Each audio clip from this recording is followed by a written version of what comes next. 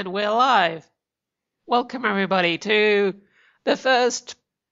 I don't know. Do we have a name for this podcast? I don't think we really plan these things. You just sort of announce, hey, you want to do a podcast and sort And of, then you're like, no, I don't want to. I'm tired. And yeah. and 2 days later I suggest I do it, but then I'm sort of drunk at that point. So, Yeah, it's you it's can it's barely type. we're not the most punctual or well organized of people, I have to admit. I'm functional, With just not, any just not organized. Even that's stretching it. Just like BioWare. Hey, look, a convenient link into the first Yeah, that ties nicely into what we're about to talk about. Because I'm still not done bitching about Mass Effect 3. mess. But yes, Whatever, I'm going to always say this wrong. other than your awful pronunciation, yeah, it's been what, 2-3 weeks, and I don't think a single day has gone past without you linking me to some new variation or new group that sprang up surrounding the. I'm like the modern model of a major Mass Effect fan, to quote. Mass Effect, whatever. Nobody cares. Nobody knows.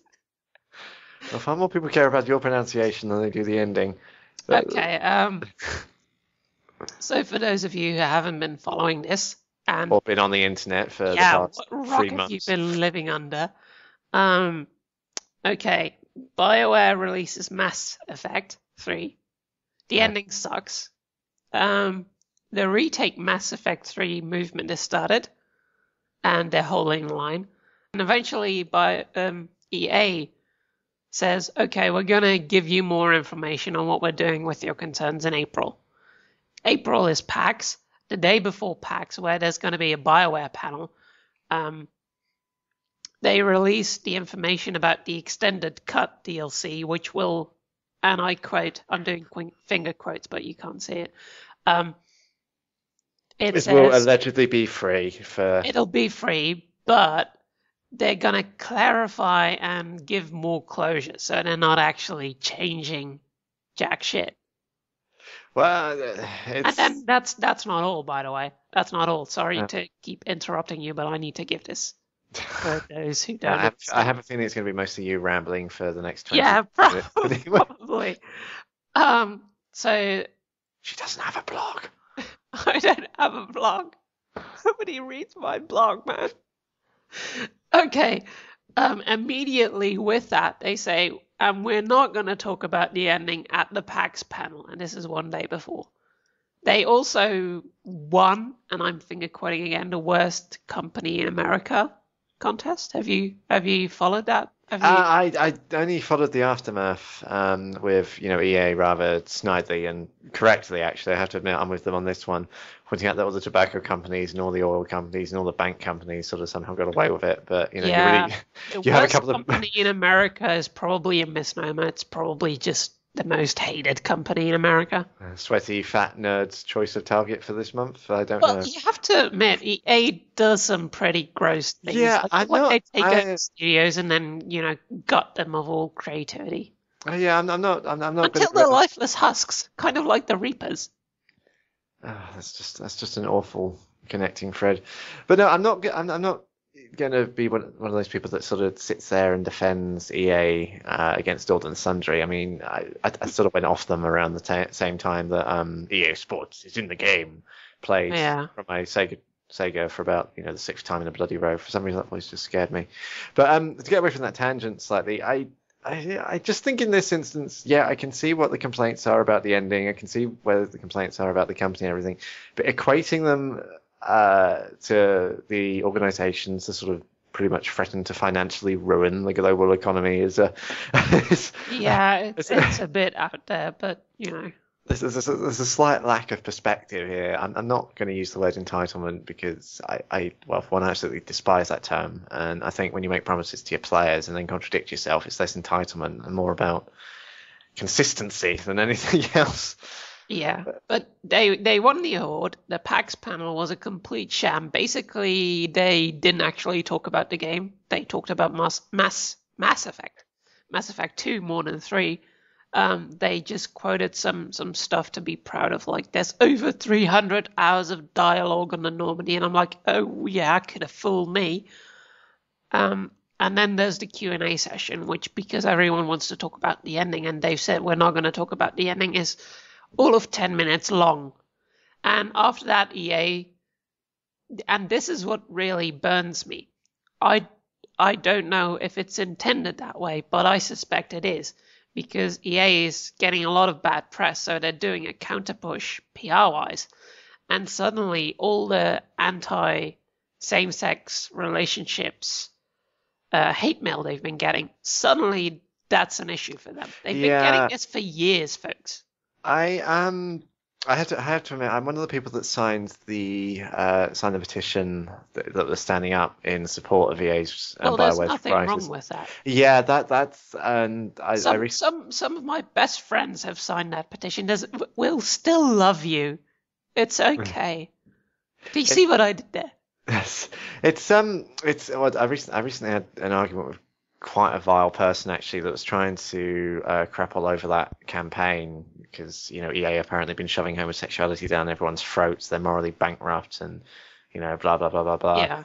And I just think it's a bit unfair really to start using that as an example of people willing to swallow everything that EA and BioWare have offered us. I mean, as I said, don't get me wrong, I'm not the biggest fan of BioWare's writing in the first place, and there is an absolute travesty. Not particularly. The delivery. It's a bit hackneyed, isn't it? Sometimes? Yeah, it's one of those things that doesn't really stand up too well once you actually stop and think about it in a lot of cases. Yeah, but they get you emotionally involved, so you don't think about it. Yeah, but then if you think about how real people talk, if people listening to this podcast stopped and thought about how we're talking, then we'd look like absolute twats. So are we using the aggressive, suave, or professional responses in this? I don't know, whatever you like. Oh, never mind. I'm not even going to try and make another joke ever. Yeah, it's like whoosh, right over the top of my head. Anyway, I do agree that it's good that EA, but here's the thing that gets me though. It's like EA is wanting pats on the back for making games with same-sex inclusive content, right? But EA is the publisher. EA doesn't make any games. BioWare make games with same-sex inclusive content. I have to actually point out that the publishers have a hell of a lot more control over the. Yeah, I know. Okay, so they let their subsidiaries put gay content into their games, but they don't actually make the decision to put it in themselves. Hold on. Hold on. Let me start again. You're gonna have to sort of explain all that to me. So I think I've kind of lost myself. Okay, BioWare is like, hey, EA, we're gonna make this game. It's gonna be awesome. There's gonna be lesbians, blue space lesbians. It's gonna be great. And that's BioWare who makes that decision to include blue space lesbians, right? Right. Blue space lesbians.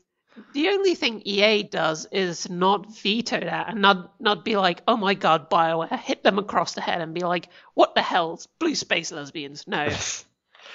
I have to admit, I'm a little shaky on the EA thing. Where have EA actually been pushing all this? Because this is something that was used. They even got Stephen Fry involved. Well, to be fair, Stephen Fry's voice sort of adds a lot of credence to anything. He could sort of advocate the genocide of Jewish people, and I have a feeling a lot of people would still. I mean, I am a lesbian, as is well known on my channel, and if you didn't know, now you know. And if you have a problem, you can sod off. But anyway, Poppy's a lesbian too. There's only incredibly profane things I can say in response to that, but I made a promise to keep this. PG. So I don't actually mind that people are standing up against homophobes trying to butt in on what is acceptable in gaming and what isn't. But I do get the feeling that EA is using gay tolerance as a cover for their factual shortcomings right now. And I don't like that. I don't think you should play the gay card when there's certain things very wrong. Like, they're not saying we won the award because the family association, whatever it's called, bombed whatever. They're just saying they're doing this and we won this award, and they're leaving people to draw their own conclusion. But the conclusion that people obviously are going to draw from that is wrong. In that case, then I suppose I'm not really in the greatest position to really say anything because, like I said, the only things that I've really heard coming out of this, the actual campaign itself, from the allout.org website, I think it is, and I haven't really heard much from anyone that's given EA's stance beyond they're under attack sort of thing. I guess really the main issue I have is that there seems to be a lot of contradictory information out there. I mean, like I was trying to say earlier before you sort of blurted over me again. Yeah, sorry. I don't really agree that EA and BioWare's handling of homosexual content is, well, and other LGBT content is up there. I mean, it's actually equally as cringeworthy as the heterosexual stuff, which I suppose is progress in its own way. Yeah, it's at least it's equal. But I can't really say I've seen a great deal of them trying to push it down everyone's throat or use it as a rallying call to the extent that some people have been saying. So whether or not well, it's suddenly a big deal, and it wasn't before. And the timing is very odd with like this big fiasco with one of their flagship products going down. Suddenly, it's an issue. Yeah, I just find it suspicious. That's all. Well, I don't think anyone's really going to be fooled into thinking, oh yeah, they stand up for our rights. Let's forgive them for everything. And I just wish a few more people would make that. No, but it does generate good press. Yeah. Oh yeah. Nobody ever said otherwise. It's for all everything else you can say against them, I don't think EA's PR department is completely stupid. Yeah, they're good at what they do, obviously. Well, I mean, there's a reason they were or are, I'm not sure of their current financial state, one of the most successful publishing companies out there. Well, they're certainly one of the biggest. Even though I would never forgive them for getting Westwood. Yeah, I won't ever forgive them for gutting Origin and then making Steam-alike named Origin, and then using Origin to check if you're editing the content of your games and then banning you from Origin. Although apparently they're only doing that if you mess with multiplayer. But how are you going to know like what they consider to qualify as messing with multiplayer? Yeah, it's a bit of a grey area all around, really, in that respect. But yeah, unfortunately, it's going to have that issue no matter where. Yeah, but Steam doesn't do that though, because Steam isn't the arbiter of all the games they sell. No, but Valve isn't. Yeah, I believe it's only if you're actually messing around on their servers for stuff like Action Half-Life and whatnot that might get action against. Yeah, if you're going through Valve. Yeah. But in general, I'm not really a fan of Origin, not because of any flaws it might have, but mostly because I really dislike having to split my attention as such. Yeah, me too. Programs. I would just love to have one central hub where I can access everything under one username, one avatar, and one little DT. Yeah. I don't know. I'm a sucker for condensing things like that. It's if I could have literally every single character I've ever played on one thing, that would be amazing. It would also be a complete nightmare to track, but we're getting a bit off topic here. Yes, we are. I mean, this isn't about Steam or Origin. This is about Mass Effect 3 and the editing. And I don't know. I'm cautiously optimistic, actually, about the extended cut DLC. Yeah, the thing I'm looking forward to really is, I've driven you mad with all those links to the alternate launch trailers, the alternate endings and things that fans have put together.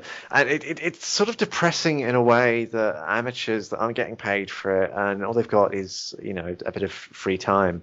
They sort of do a better job than BioWare. Yeah, and I mean, don't get me wrong, I can understand where extra free time and not having to adhere to a team effort would come in handy there. But you'd figure for the climax of a fairly long-running trilogy like this, they just put a bit more punch and a bit more impact into things. And and that's what the problem is. I think really. Yeah, it's for me. It's not so much that the ending is unhappy or it's Yeah, that's one thing. Sorry that I'm talking over you again. I'm gonna keep doing this forever. So yes, I noticed.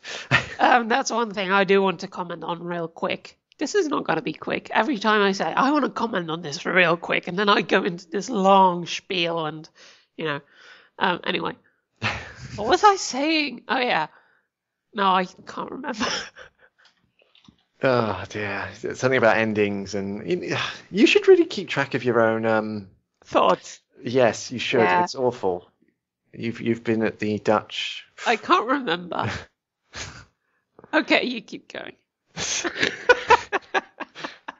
Oh no, the thing for me that's always bugged me about Mass Effect 3 endings really, it's not that you, sorry, spoiler warning, it's not that you die, it's not that you commit suicide or whatever.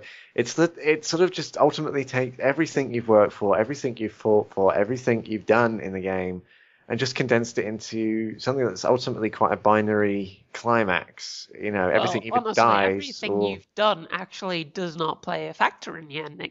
And that's one of the things that a lot of people mind.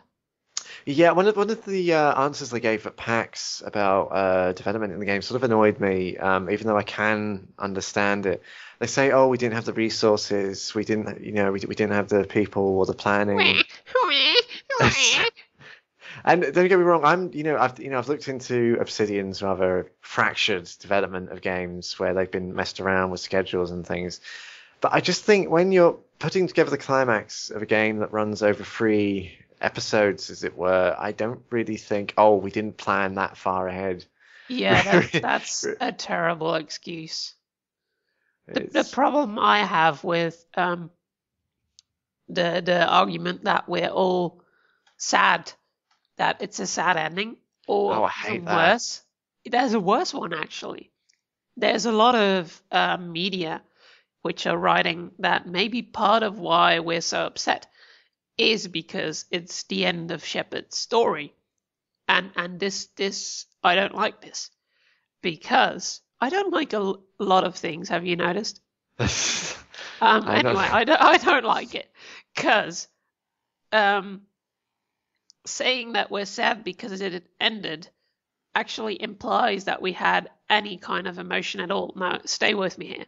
In communication, frustration is not designated as a feeling or an emotion. It's actually a state of being thwarted in what you want. It's a type of cognitive dissonance, wanting something and not being able to have it. And that spawns an emotion. If the argument was true, then we'd still be seeing we'd still be seeing Save Eris fan groups, and we do see them, but they're not big, and they never Yeah. were, and that's because when in Final Fantasy VII Eris died, it was human and relatable, and shit happens, and it's suddenly and Yeah. unexpected, and you feel empty, and we can relate to that, and we feel something. But at the end of Mass Effect, all we were frustrated because it made no sense. It didn't connect to anything. It took all agency away from the player. And after the frustration, we started feeling angry and sad and disappointed, but that had nothing to do with the actual ending. That had to do with the frustration about the ending, which is a Yeah. very different thing. I mean, I think really the greatest counter argument to oh, you're just unhappy that the ending didn't work out is actually they have a brilliant example of how death can be a fantastic milestone in a character's story. I mean, if you make certain choices, then Mordin Yeah, dies, Morden dies. and I don't, not a single If you don't know, person. guys, Morden dies. You'll cry so hard. You'll be And like, I, oh, sorry, I'll look, either stop doing change, that now yes, forever. either shush or change your diaper. But no, it's like Mordin, for example. I don't think anyone anywhere that I've seen or spoken to has said that they're unhappy with the way his story ended, that they're unhappy how he went out. Well, I mean, there are yes, some people who yes, save there's Morden, well, I know that, but what but I they're mean is, horrible, horrible human beings. what I mean is, people were sad that they thought it was tragic, they thought it was upsetting, all those things. But But it the was same, awesome. yes, it was satisfying. It was Yeah, emotional, and it it's was just emotional. It had a purpose. yes, And and then that's something I realized like yesterday. Like there's so much wrong with the Mass Effect 3 ending that it's actually hard to see all the things that are wrong with it. Part of what's so disingenuous about it and makes it so hollow is that in the end the Reapers basically lay down and let you win. You get blasted with the beam, you pass out, you've basically lost. I mean, you've barely lost because the Crucible is there and it's docked and you got all the way onto the Citadel, but factually you've lost. And then the Starchild, which controls the Reapers and basically, ergo, therefore, is the Reapers, just basically says, stands aside and lets you yeah, and lets you choose. do it. And it's like, letting us win is not satisfying because it's not done on our merit. We've been building towards this moment for like 6 3 years days. roughly, Yeah, I think. 6 years. And we've done concrete things towards stopping the Reaper. But none of that matters because in the end, that was insufficient, which means that you should have let us lose. But then you let us win anyway. And that's just completely hollow. Yeah, I think for all its for all its gameplay flaws and everything, I think Mass Effect 1 had probably the most satisfying conclusion to me. I agree. That, Most people don't, by the way. But most people find Mass Effect 2's ending the best. yeah, But I, seriously, the human Terminator Reaper? Seriously? I will always, without fail, defend that final cinematic of Shepard fleeing the collector base, and Well, that's all that fancy stuff. That was amazing. The the part music. before the human Reaper was cool. It's just the human Reaper that I have issue with. Yeah, with as I an saw it enemy. and I literally like facepalmed and I was like, oh God, Bioware, are you really going there? Are Mind you you, really? the art book did actually shed a bit of light on that, though. Probably everyone's possibly seen this by now, but the ultimate end form of that was actually going to look like some sort of weird bulging sacky fetus thing that was eventually grafted into the That would be cephalopod. cooler. Yeah, the cephalopod style design, but obviously they sort of had to cut down the final encounter, as well as I understand it, a fairly considerable amount of content surrounding the collector base. So we got what we did, but as I was saying, Mass Effect 1, to me, that's a fantastic one. You've got a definite end. Yeah, I was blown away at the ending. Yeah, you defeat the bad guy. You get your little encounter with the major antagonist, and then still You blow up Sovereign.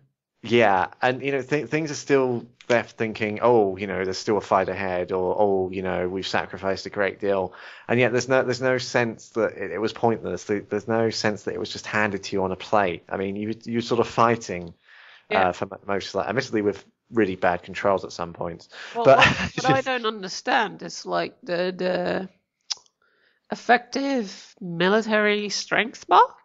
That's it. oh no, Right? this one. Yeah, it's like you spend an entire game filling that freaking bar, and in the end, what does it do? It changes one unlocks. cutscene, I think.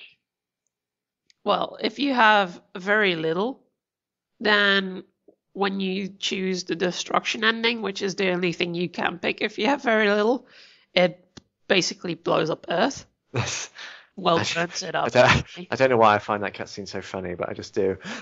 Yeah, I'm like, good going, Shepard. This is what you get when you put all your eggs into the one Deus Ex egg basket. Anyway, if you have a bit more, then you get the better destroy ending. And the one I went ending, I don't know why anyone would ever want to pick the control ending. You get a bit more, you get the synthesis ending, and you get even more, which you need to play multiplayer for. Shepard can live, and the Shepard live sequence is completely confusing as fuck. And that's all the goddamn bar does. Yeah, it's that was actually tied into why I wasn't too keen on Mass Effect 2's ending compared to the first one. because to me, I've complained about this elsewhere before, but BioWare have got this absolutely annoying habit of hyping consequences up, and then you sort of need to actively pursue the worst case scenario for it to happen, which I feel undermines the effort you put in somewhat. It's like, Yeah, it's Mass Effect 2.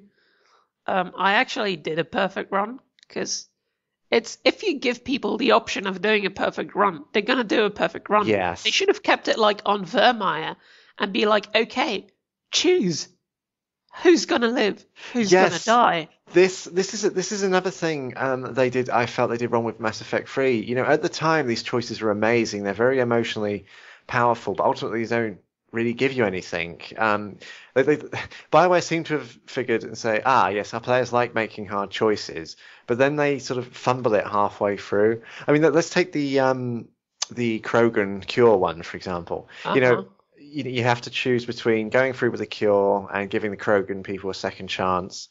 You know, that there's plenty of defining factors and contributing angles to work with, you know, whether or not they might rebel again or whatnot.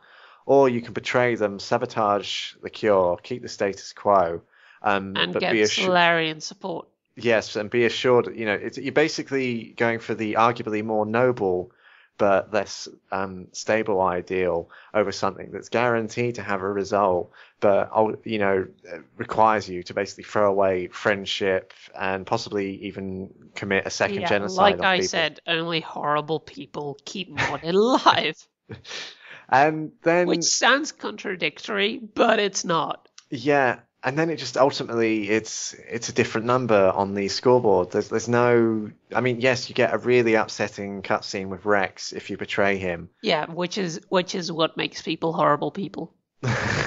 But beyond that, there's nothing really. I mean, it's like the final few CGI cutscenes in the Battle for Earth. It looks as if everyone was fighting well enough. That was like, oh, hey, you know, they're sort of defeating Reaper forces. Well, It doesn't look. and there's also the other way around. If you do cure the genophage and Kirahi is alive, then between Kirahi basically poisoning the Solarian secret services against the government and the military, Yes. and then the Solarian Council being saved by you, assuming you save her. But seriously, you'd have to have dead Thane and dead Kirahi to not save the Solarian Councillor, so when is that ever going to happen? You basically get most of Solarian support anyway, and in the end, it doesn't matter because you don't see the Krogans, you don't see the Solarians. No, that annoyed me. I mean, putting aside the absolutely fantastic mental image of Krogan going into battle on resurrected fossil dinosaurs. Yeah, that was such an amusing storyline. It's kind of annoying because BioWare they do all the they tell you, but they don't show you. It's like they repeatedly tell you between them, the Krogan and the Turians, now they're united, they're actually fighting the Reapers to a standstill. Yeah, you don't see any Turians or Krogans fighting side by side. No, you just get that one bit where, you know, they're all fighting on a heavy fight, you know, that bit on Earth where they're all standing inside the one base that is magically safe from Reapers, even though all the leadership of, you know, the free species are gathered there. Well, no, I was speaking more of the cutscene where they're all in the block of flats. They're firing on a heavy destroyer. And I was thinking, yes, this is going to be the 1 minute where they show all those races I've combined and united. They're going to fight together and bring down a Reaper. And then the Reaper just sort of looks at them and fires its laser, killing everyone. They die, yeah. Which, don't get me wrong, that would make a fantastic statement about the futility of fighting against the Reapers if the underlying theme of all three games had not been overcoming aversion and, you know, unity in the face of destruction. And it just seems, I mean, yes, you know, it was literally two different writers. But I agree. BioWare needs to show and not tell so much. Like Cal Riga, they just killed a poor bastard off in an email message. That's email. This philosophy actually went over into the Old Republic, which was ultimately one of the reasons I decided to give up on pursuing that game. Because like in Mass Effect 3, they promise a lot of consequences and responses. And there's none. Characters. Yes. As I was saying, the agent simultaneously shows off the best and worst of BioWare's writing. I mean, on one hand, out of all the class storylines, it's the most reactive. You've got about 6 or 7 different variations of the ending, depending on your past actions, your past responses, the paths you take. But on the other hand, not only is this actually the only class storyline that has that amount of flexibility, there's also a number of situations in the game that demand far more than what it's showing you. I mean, not to go into too many spoilers, but there's one particular bit where a massive battleship is destroyed over the capital city. You're told that security forces are trying to contain riots, that they've got droids moving in to suppress the carnage, emergency teams on the move, all that sort of thing. And then it's just, go over here, click that. You don't see anything. It's just such a massive disconnect between gameplay and storyline, which I think, in this day and age, it just rubs me up the wrong way. I don't like it. Don't tell, show. Yes. It's the same as in movies, basically. And if the time when telling and not showing was acceptable was like, I don't know, not even during like police quest days. Yeah, I'm not really one to talk about adventure games. I think I might have died 6 times in Hero's Quest or something, and then I just abandoned them. I don't like having to scum my way through a game like that. Yeah, I could never get out of the parking lot in Police Quest. That was actually so hard, man, because there was like this tiny gate through which you had to drive. And anyway, that's totally getting off topic. But the point is, show, don't tell. And they didn't tell or show us anything in the ending. We've come full circle. Right back to the ending. Yeah, the thing I'm a little skeptical about is they're touting it as free DLC, which strikes me as very unusual because, as I understand it, to release DLC on the Xbox requires you go through a certification process, which is apparently quite expensive. I've heard figures quoted between $50,000 and $200,000. Wow. And even though I can't really say if there's any truth in that, I can't recall much in the way of free content being released for console games. So I'm just a bit... actually also released they announced that the new multiplayer DLC is going to be free, but that's probably already on disc. Yeah, which wouldn't surprise me given the Javik debacle. But that's probably being perhaps a bit too skeptical, really. I mean, I'm willing, if it stays free, I'm willing to give them the benefit of the doubt and see what goes on with that. Yeah, I'm cautiously optimistic. Some of the things that they said we're not going to change the ending, but there's a lot that we can do within the ending as it stands. Yeah. I mean, I do trust, but I mean, BioWare's writing is not too great if you ask you. But I do trust them to be able to be competent, and they know our grievances. Like 2 of my questions actually landed on the BioWare writing team's desk due to like a forum person from holdtheline.com. Well, aren't we posh? Yeah, I know, right? She gathered questions from us, and then she was at PAX, so... she bribed Jessica Marizan with cookies and managed to deliver the folders. And then she got a tweet from Jessica later showing one of the lead writers holding up the folders. They were actually blue, green, and red, saying thank you for your passion and your feedback. And that was very lovely. So I'm cautiously optimistic. But because they're not getting rid of the Star Child, it will never be a truly good ending. It can become satisfying. It can become okay. I'm certainly hoping that it will, but it will never be what it could be. Yeah, I don't really trust whether we'll get an appropriate sense of pathos. But Pathos.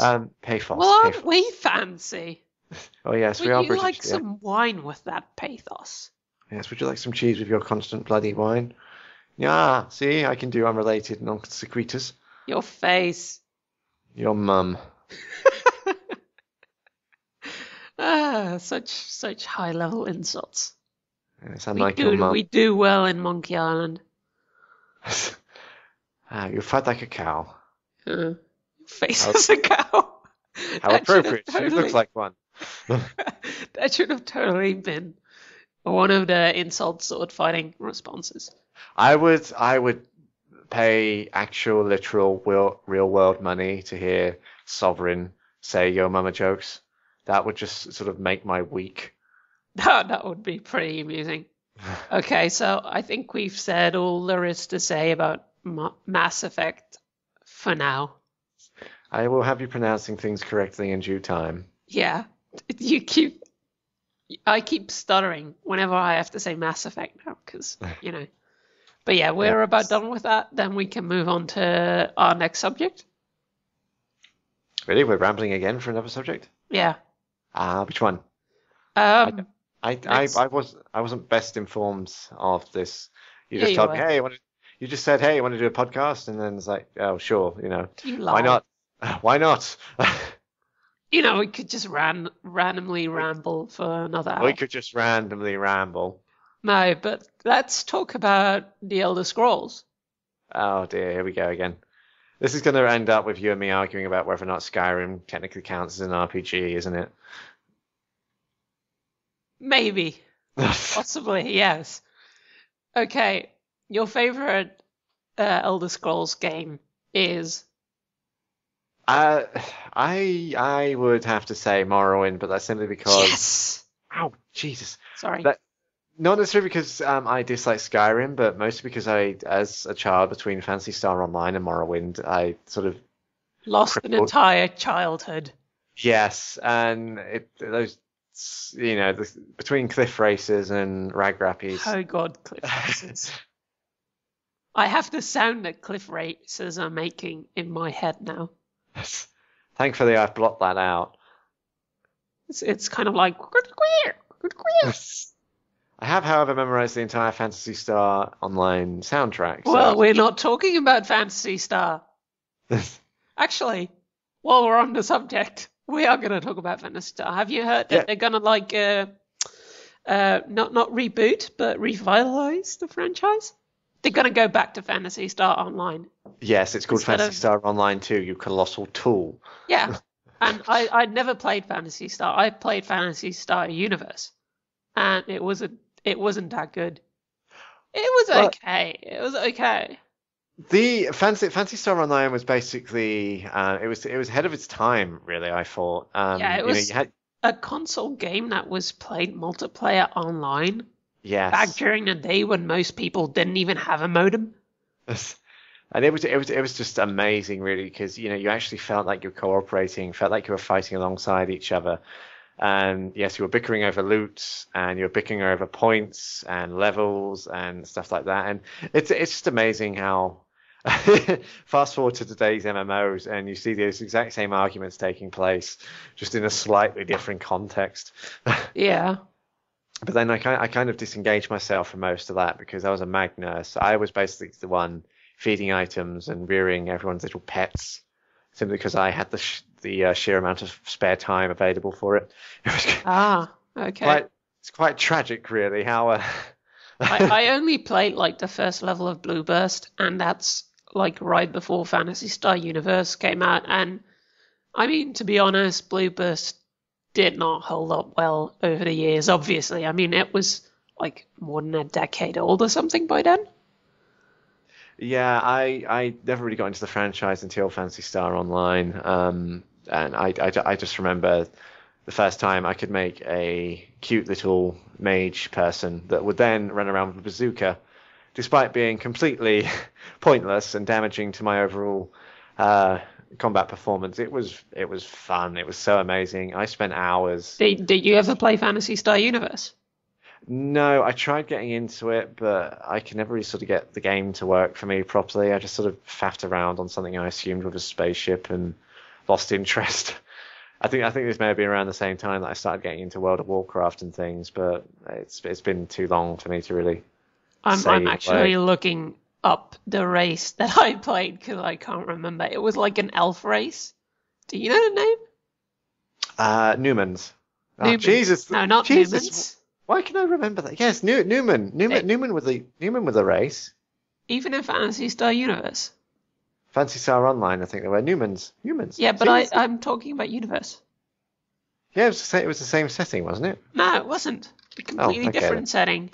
Oh, right, okay then. Then you weren't a Newman. Stop No, confusing us. I wasn't a Nutman. Oh, I was a Nutman. A Newman. Yeah, I was a Newman. Yeah, see? Soz. Newman. But yeah, cast. they were like gimped in physical combat, but I played a War Techer. I don't know if you know what a War Techer is. That's, I assume, something to do with battling and magic. Yeah, basically. War Techers were pretty balanced. They had magic and they had a couple guns and a lot of swords and shit. And I loved a big giant plasma two-handed sword. It was so good because War Techers didn't have those at launch. So I was always a dual dagger kind of girl. And I always wanted to have the big swords, but you had to have a purely physical class, and Newman's completely sucked at it. I don't know.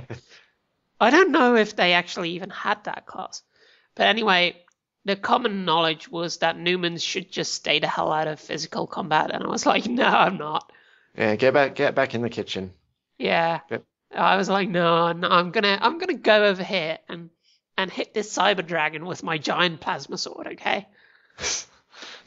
So I did have a good run, and it was fun, but the gameplay was inevitably so shallow. There was nothing really to it. That's the thing with Phantasy Star Online. I mean, looking at it there are all the basics of something like Diablo 2, which went on to become a ridiculously addictive game for me.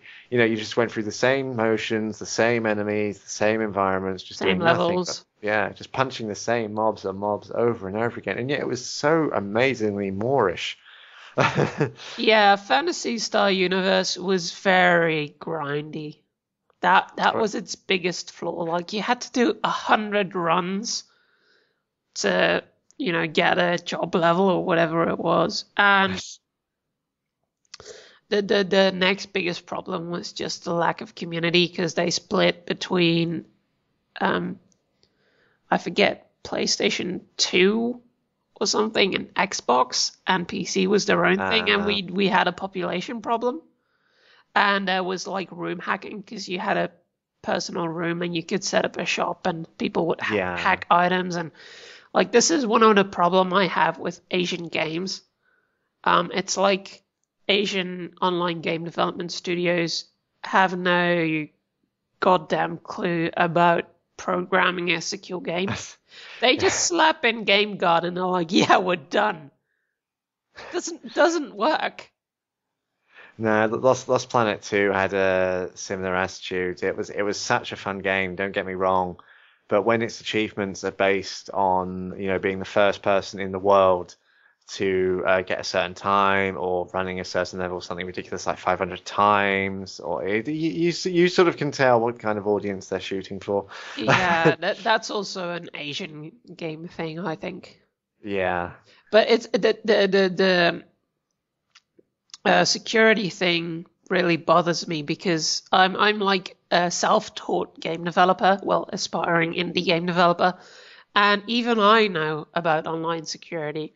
It's like you never let the client decide anything, except if you're very sure that if you do and they do something that cheats at it, it's not going to be world-ending.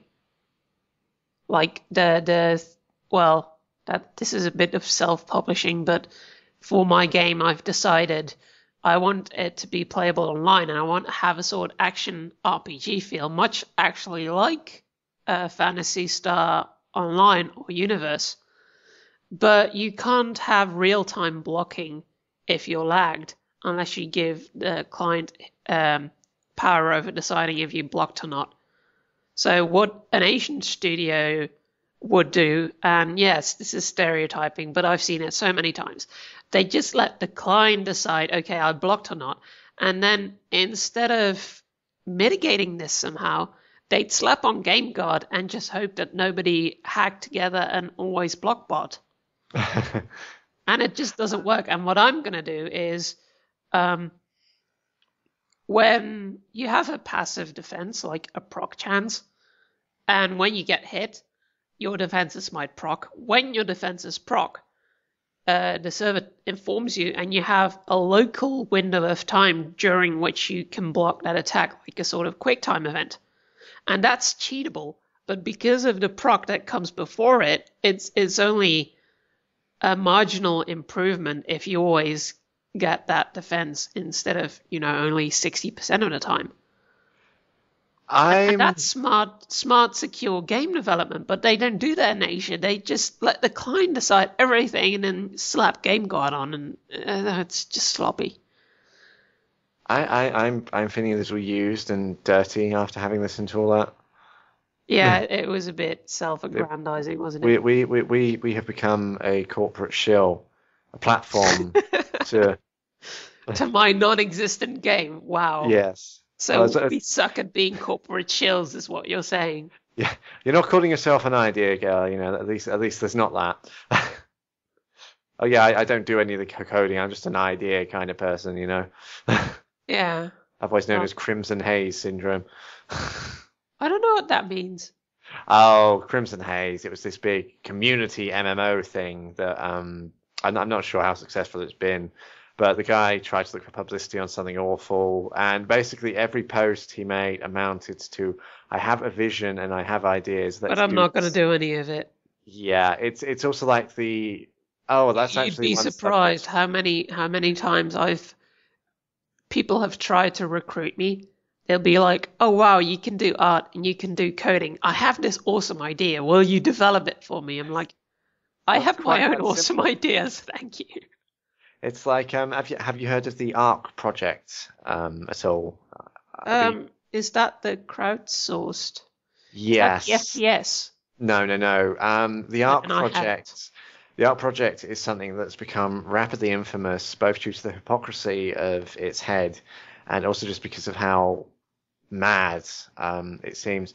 Basically, it starts with the quite admirable goal of putting together a LGBT focused RPG. That the characters awesome. The characters have been described as genderqueer and lesbian and all transgender, that sort of thing, which by itself is no problem. I am one for more content like that in games. Yeah, that sounds good. Respectful presentation. The problem is when they start asking for money to hire people, show no actual skills themselves, plagiarize their concept art, and one of their most active and vocal heads is actually a proven racist, incredibly aggressive, and someone who describes themselves as gender neutral while using all manner of gendered insults to their detractors, accusing everyone of being part of the white man conspiracy. It starts sort of falling apart a little bit. I mean, don't get me wrong. Yeah, suddenly it doesn't sound so good. No, I mean, don't get me wrong. I can understand being a bit put out and being quite suspicious when people start criticizing the idea. Thinking that they I hate using this word, but privilege, for example, people in a privileged position, they don't look at things the same way, so they're not seeing why this is important to you.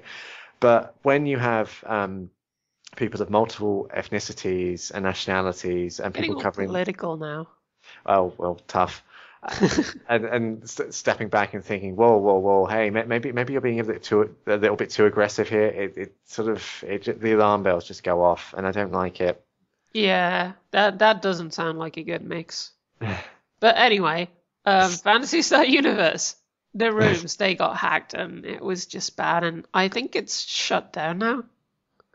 Pretty sure it has. Well, the PC multiplayer has, I think. Went dark a while ago. Yeah, I'm not sure about. I'm actually on the site now. I'm not sure about Xbox and stuff. But it doesn't really matter. But they are restarting that franchise, and I'd like to give PSO2 a whirl, as it were. Yes, PSO2's character generation looks amazing, but it's also slightly worrying. this is possibly the best and worst compliment I can give a game ever, but it has the most extensive breast customization options I have ever seen in a Oh, game. you would take note of that. It just stands out because Ironically for you, it's because you turn the breast slider all the way down instead of up. yes, it's a weird thing to get excited about, and yes, I can see how it's creepy where you can adjust individually the pertness and the size and and all that, but it's just exciting to Sounds see. like they have boob physics. Yes, they do. But they also have pompadour hairstyles for both genders, so I'm willing to overlook the breast thing. It's just, but it's just on one hand it's kind of creepy how much thought they've clearly put into it, but on the other hand, it's more extensive customization is Yeah, I do love the visual style of the Phantasy Star franchise. That was one of the main reasons that I played Phantasy Star Universe as long as I did. Because it looks so, the characters just look nice, like polished. They're not super high definition like Final Fantasy 13 or something, but they don't need to be. They're just well polished, and it's this sort of style that really appeals to me. And then there's like the style with the big plasma weapons and the small stabby plasma weapons and the guns. I just love it. It's a good thing. So yeah, back to Elder Scrolls. Completely gone off on a diversion there. Morrowind is your favorite. Yes, I think it's mostly because I honestly can't remember much about it. I just came off that boat. I can possibly recite that entire starting thing from Oh yeah, God. from the census and whatnot all over. But there are a few ways we can do this, and the choice is yours. Oh, that's awful. You're awful. I know. I've played that game a lot. Can you tell? It's actually amusing that with enough mods, I have a fully modded Morrowind sitting there, and it looks amazing. I mean, not as good as Skyrim, because the animations are still stock. That's something that I would like to see as a Morrowind mod. Like vastly improved animations. The one thing I love about Skyrim, though, is how a lot of the races that looked absolutely ridiculous now look absolutely terrifying. It's like the Argonians, for example. They look so goofy in Morrowind and Oblivion, and then you see them in Skyrim, and it's suddenly this really powerful, really demented psycho lizard thing. Yeah, like a velociraptor. But I wish that like Skyrim had pretty orcs like Lineage. I don't know if you're being an orc, you're sort of contradicting any notion of being pretty there. You obviously never seen a Lineage 2 orc. But then again, it wasn't about them being orcs. It was about them being incredibly tall, butch, muscular females, and I like that. Dyke. But fuck you. Now, Annie, you're live on air. Oh yeah. Screw you. That's that better? I think that's a bit of a lost cause either way, really. Yeah, probably. Yeah, I'd have to agree that my favorite game is Morrowind, but it sounds in your case that much of it is nostalgia. Yeah, I have a feeling if I played it again today, I'd probably get. It wouldn't hold up. No, I'd probably get a bit frustrated. I mean, I think the combat is the worst thing, like the 2-hit roll. Yes. Like you're shooting a cliff racer in the face and it just misses over and over, even though you can clearly see it hit.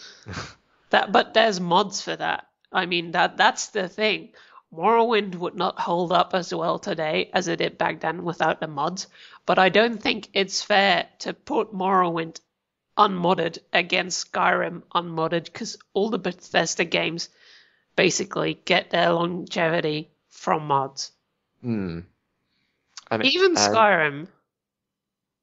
Yeah, I mean, mind you, that said, I think a lot of the things, mind you, it's actually funny the comparison should come up, because most of the mods I've downloaded for Skyrim slow the leveling down or put a greater emphasis on tactics and exploration. because Skyrim, it's don't get me wrong, I do enjoy my time with it, even though I haven't played it for a little bit. But it's very actiony. You know, you sort of like level 12 before you get to Whiterun, and it sort of takes from the charm somewhat. If Yeah, it does. I mean, I dragons, like that I don't have to bunny hop everywhere anymore. That's good. But it is a bit too easy. Like, I focused on smithing for a while because what I do is I just grab all the leather that I can, and then I made tons of leather braces, yeah, and that would level me up, and that kind of annoyed me actually. yeah. One of the mods I'm using removes any contribution to your overall level that those skills give. And on one hand, it really works because then I'm just free to dick about and get On the other hand, you're level 2 and you have dragon armor. Pretty much. Granted, I still have to go out and find all that copper and dragon arm, dragon bone and whatnot. But it's I don't know. It's a very awkward system. You don't need to find dragon bones, dude. Dragon bones find you. There was a time in Skyrim that I literally could not go 5 minutes without tripping over another freaking dragon. Yeah, I've downloaded the mod to buff dragons, but even then a few levels in, they're more of a oh for God's sake, more of a oh it's pants wetting time now thing. Yeah. I I played a dual wielder in Skyrim, and I regret that because all you do is rush up and spam your attacks until the enemy falls over dead, which is very quickly with dual wielding, and it takes any kind of strategy out of the game. Basically, Yeah. all the only way you can play strategically is with a single weapon or a shield. And even then, that largely comes down to smashing people in the jaw And the later face, on. well, yeah, it's like block, face bash, and then stab them to death. It's I've seen my ex-girlfriend do this. It's hilarious the first 50 times, but then it just gets kind of boring. I had the opposite issue. I'm a big fan of sneaking and stealth and Garl and that. And problem is, this started off really great because I was having to sneak around, I was having to plan my attacks and my approach. But then at this point, my Argonian is like level 43. He can go invisible in the middle of combat. He can basically run around in full plate armor and nobody can hear him. And Yeah. it's That's something that Morrowind actually. I'm not even going to touch on Oblivion yet. That's something that Morrowind did way better. I don't like that Skyrim took away speechcraft. That's so annoying. Well, it didn't take away speechcraft. It still has speechcraft, but speechcraft has been reduced to a shell of its former self. how is it different in Morrowind? I In honestly can't Morrowind, remember. you could sweet talk, bribe, or insult anyone freely at any time, and it would raise or Yes. lower their disposition. And Yes, I remember in now. quests, it sometimes if they liked you enough or hated you enough, it would change your options. But it wasn't like it is in Skyrim, where you get the option if your speechcraft is high enough or low enough. It was actually an active thing that you had to try yourself. And it works on everyone, including vendors who give you discounts and stuff like that. And it was to me, because in Skyrim I just play a stabby smith basically. But this is not what I generally play in Elder Scrolls games. I like to play the charming thief, which is,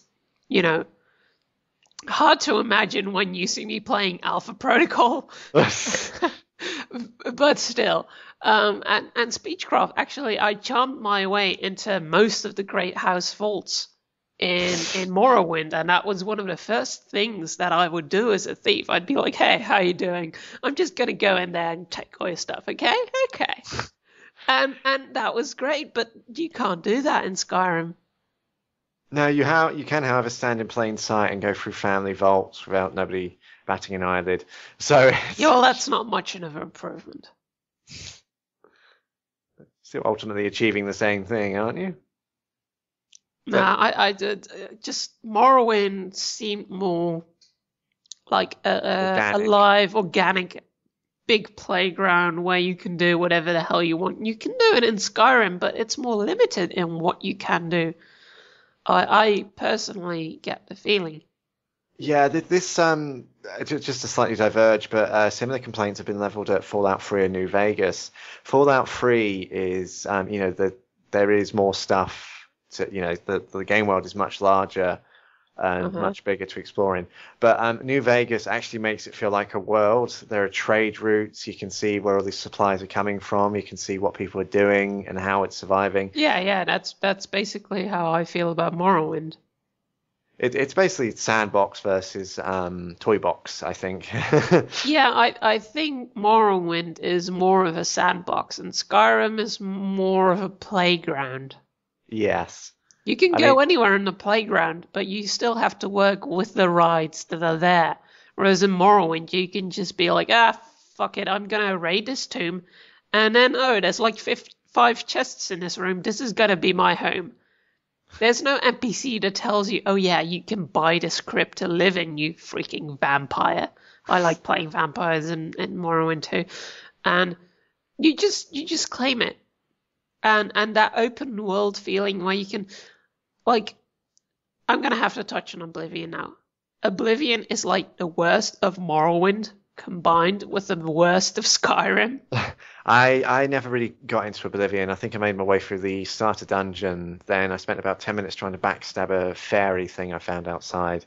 And the game just didn't really do anything for me, so I put it to the side. And those faces, good God. Yeah, I, the faces was a mistake. I, But the thing with Oblivion is it's a big world and you can explore and muck around and stuff, but everything is leveled. Everything is leveled. Like yes. there's no chance of finding loot that it deems out of your reach because of your level.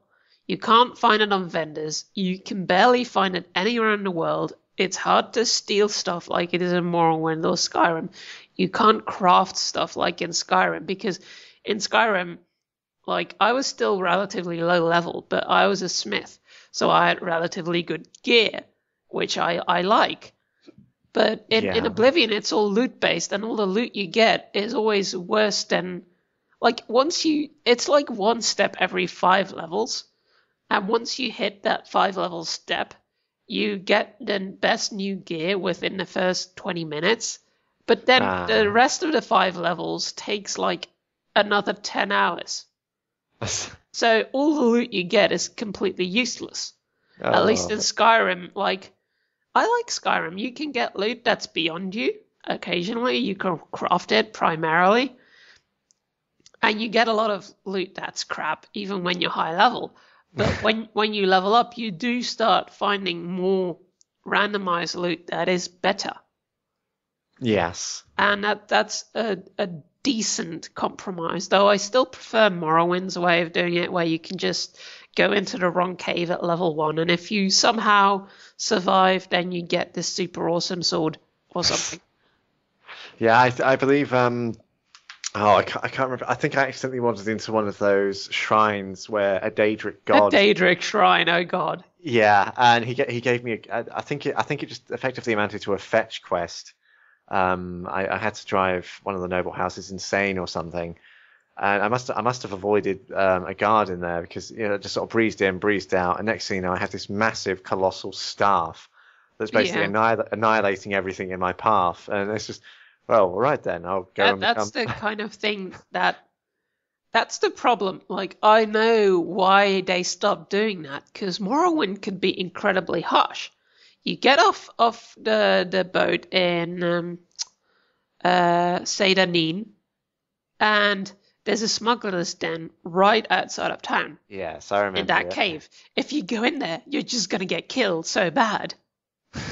It's like it's completely unforgiving. It's like 3 guys pounce on you and just lob your head off.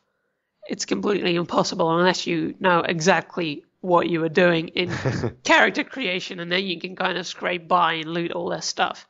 I liked stealing all their skooma and then selling it and Yeah, being a drug dealer apparently. You are walking along the street enjoying your delicious sweet roll when.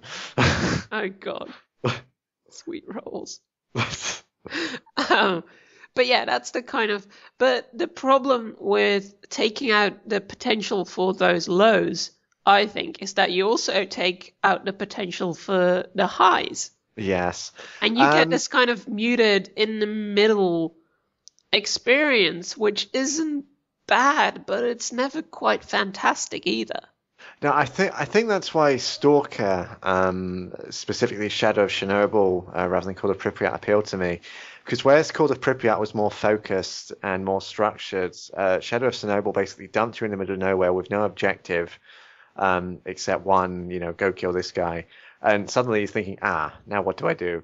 If you went south, you'd instantly run into a fully staffed military base that would completely push your shite back in. Mm-hmm. If you wandered north, you'd come across a couple of crappy little dogs that you could fight off. Go east, you'd find another group to pick up with, do some missions for. Go west, and if you survive a bunch of traps and things that another stalker had set up, you find their fully customized assault rifle, and you proceed to be a god for the next 2 hours of gameplay. Until it breaks. Yeah, and it's just... Whenever someone says, go west, I want to sing. Go west, where the skies are blue. Go west. Oh dear, I have that on my iPod. You're not allowed to sing on YouTube. I've heard it's one of the rules. So we've broken several rules already. Oh no. Yeah, I definitely want to get into Stalker, but the thing is, we were raised on games that just dump you in the middle of nowhere and go like, yeah, whatever. It's like even the first Zelda, it's like, it's dangerous to go alone, take this, and that's all you get. It's like, okay, now what? It's dangerous to go alone where? Where Stalker's more, it's dangerous to go along, have fun. Have fun, yeah. And similar with Ultima games, which I know you've never played, you Judas. Ultima Online actually did the same thing. It was like, I remember buying Ultima Online and I was like, I don't know, 14, 15. So I was still pretty young. Not old and decrepit like I am now. Cradle snatcher. Yeah. Toad's gonna ignore that. You log in and it doesn't tell you anything. You're just there. And you have no idea what you're supposed to be doing or how you're supposed to be doing it. And I remember like standing there for 15 minutes and logging out. And overwhelmed. I was overwhelmed. I didn't move a single step.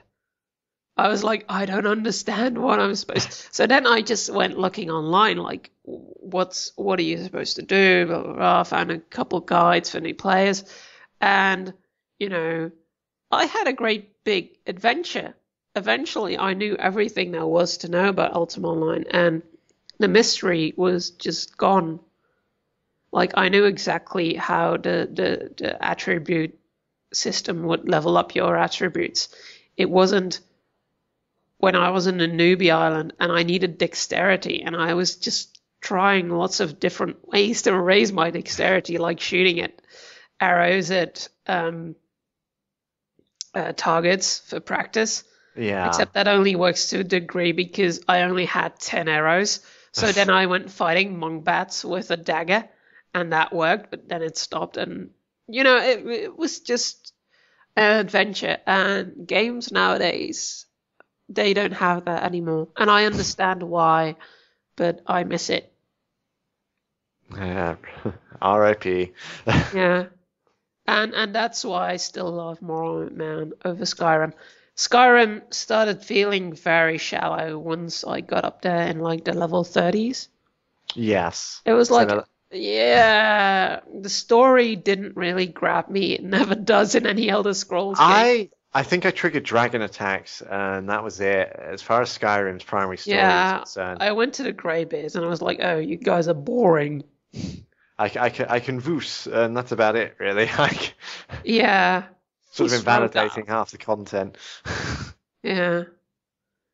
But, and then I wooed Mjol. What's her name again? Mjol Mule the Lioness. Yeah, that's her name. Ah, Sorry, I had to type that in. She's like in Riften. And then I wooed her and got her as wife and follower.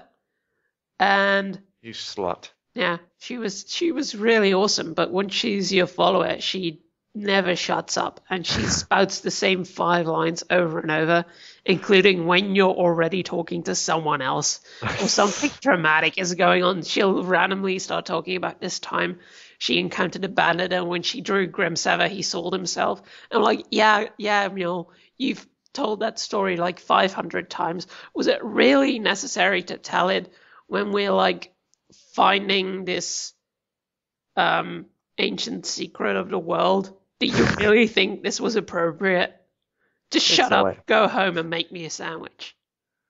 Yeah, not sexist at all. No, because I'm a woman too, so I can say those things. I don't know. I don't know either.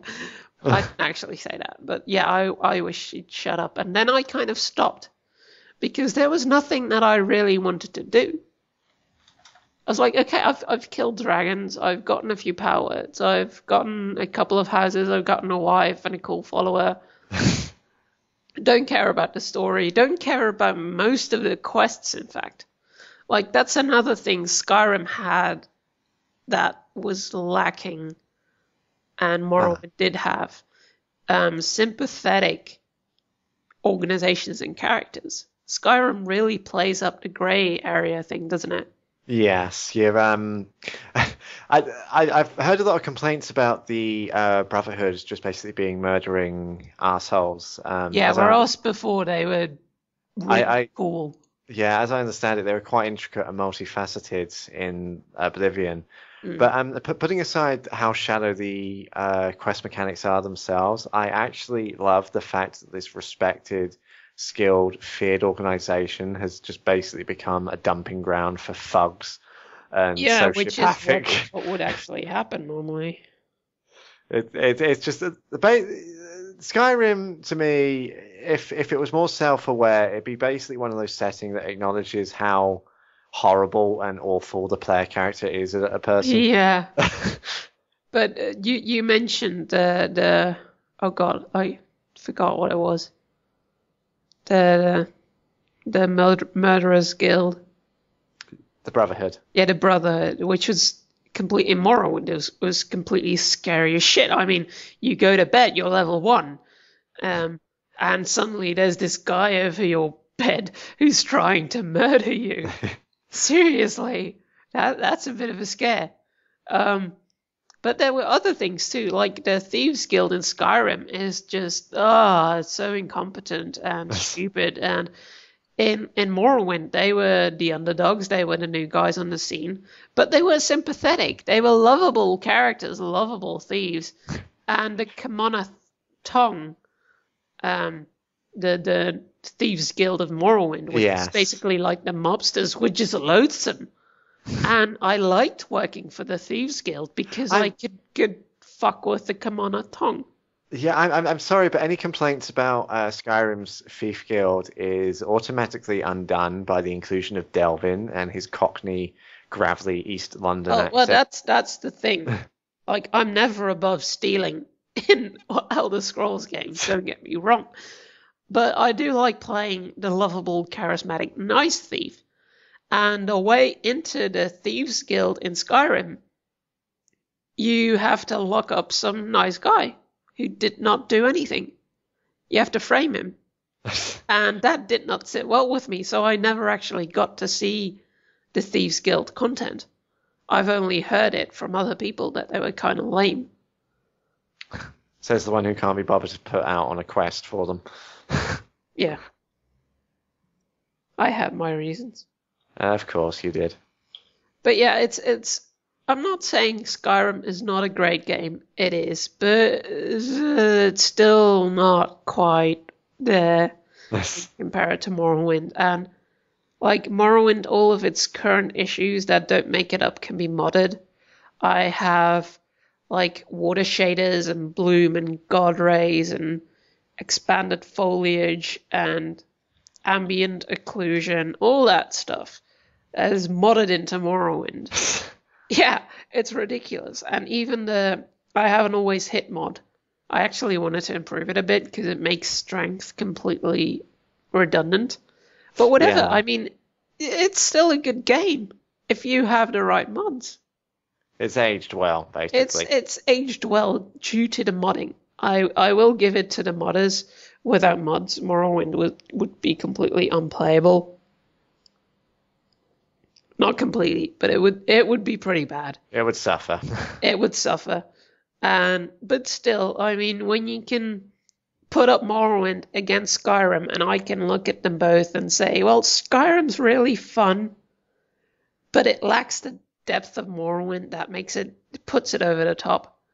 That's an accomplishment. And I don't know, I don't think we'll ever really see Morrowind like games again. No, I think that age is past. too high risk investment for most people, really. It's a shame, really. But I mean, it's like Alpha Protocol, for example. I keep ranting and raving about that every available opportunity, but I don't genuinely think we're going to see another game like that again because it took 4 years to develop and ultimately was a commercial failure. And it's Yeah, it's sad. sad. Maybe But I don't know. that's why we have to trust in the indie developers. And I'm not even saying that because I am one. I mean, Minecraft is another example of a game that's just an open world and it dumps you in the middle of nowhere, literally, and gives you no instruction on what to do.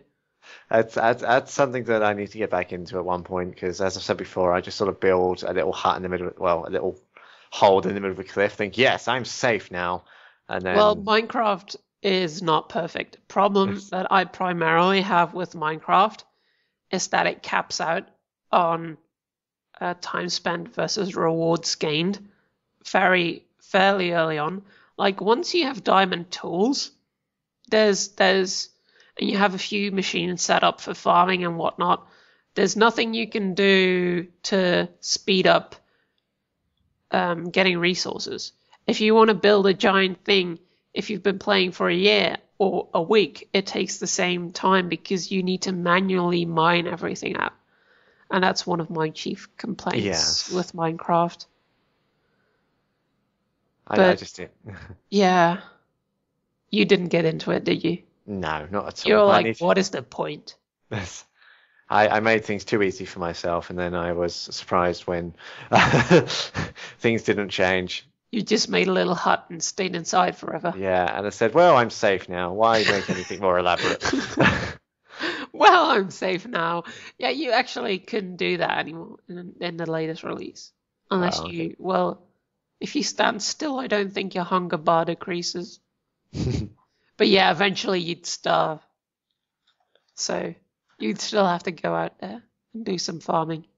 Then again, you could just build an indoor farm and you'd be like, oh, I'm safe. I never understood how people did that. I mean, I saw pigs running around. I'd run up, I'd chop them, I'd hit them, and then they drop something, and it's like, oh, is that it?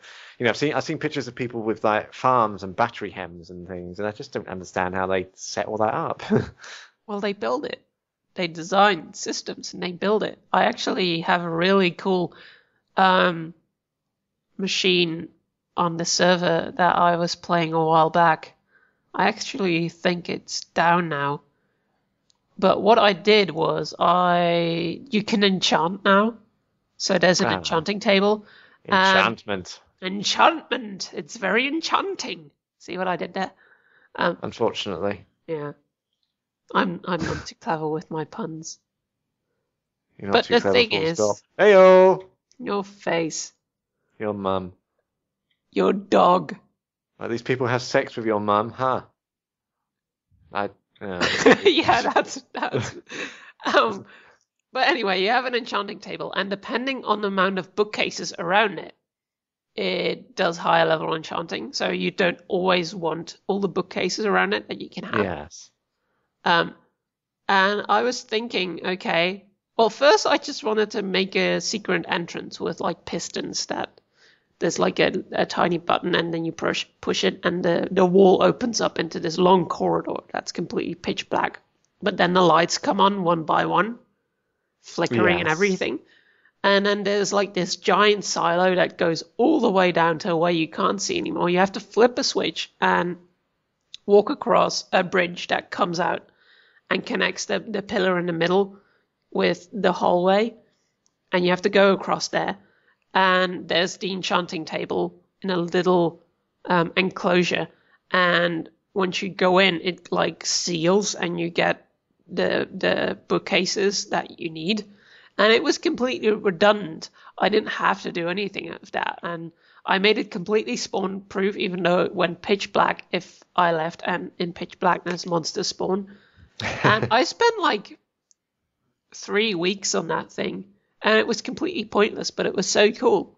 And that's what people do in Minecraft. They waste time on things that are pointless but cool.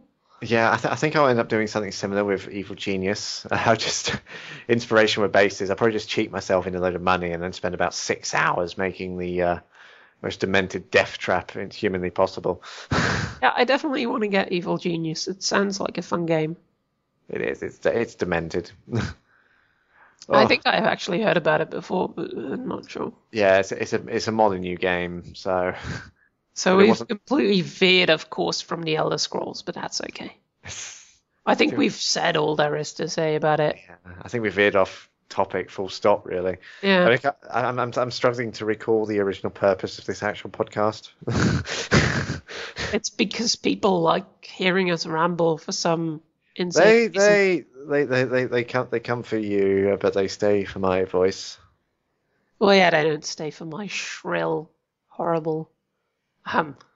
Yeah. Let's not go there. Let's just not go there. There's one other thing that I want to talk about. Nah, what's that? That's my game. Oh dear. Okay, I'll be quiet then. No, but I'm actually getting ready for like playtesting alpha. Ooh, aren't we fancy? Playable prototype, man. Playable prototype. I've got the hostile AI in and combat. Well, the beginnings of combat anyway. You can chop each other until you die.